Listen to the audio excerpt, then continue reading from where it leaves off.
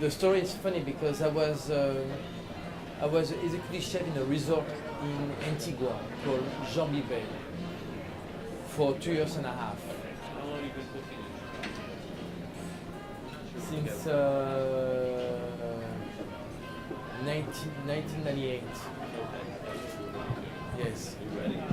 You know, before I was at Sofitel, and Sofitel is not too far away from Bistronomic, on the corner.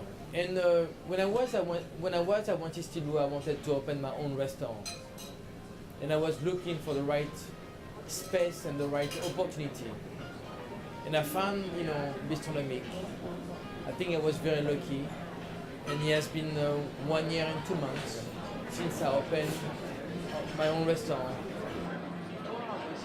Did you understand everything I said? Okay, easy, no? Okay, I'm going to change. Okay, cool. So you